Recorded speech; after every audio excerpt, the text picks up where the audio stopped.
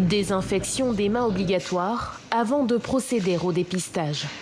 Rien n'est laissé au hasard dans ce centre de soins à Sebha, dans le sud de la Libye. C'est ici qu'un foyer de Covid-19 a été signalé. Plus de 90 nouveaux cas recensés en quelques jours, selon le Centre national pour le contrôle des maladies. Ce qui a été vraiment désastreux à Sebha, c'est que notre centre national et d'autres comités scientifiques avaient demandé aux civils de ne pas quitter la ville lorsque la pandémie a été découverte. Mais ce conseil n'a pas été suivi et des centaines de familles ayant un taux d'infection élevé ont quitté Sebha, ce qui a entraîné la transmission de la maladie dans plusieurs villes. Désormais, dans les rues désertes de Sebha, les forces de l'ordre veillent. Tous les magasins doivent montrer porte close et les rares automobilistes de sortie doivent porter des gants jetables.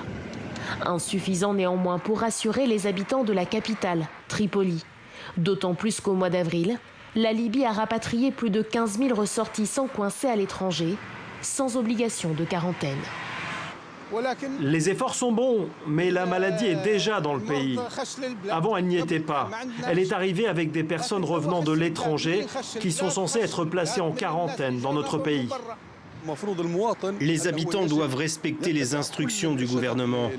Nous savons que cette maladie est mortelle et nous le voyons dans le monde entier. Il n'y a pas moins de 7 millions de cas.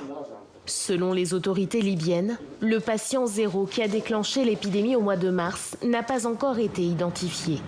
Une entrave de plus dans la lutte contre le coronavirus, dans un pays divisé depuis 2014, au système de santé fragilisé par la guerre.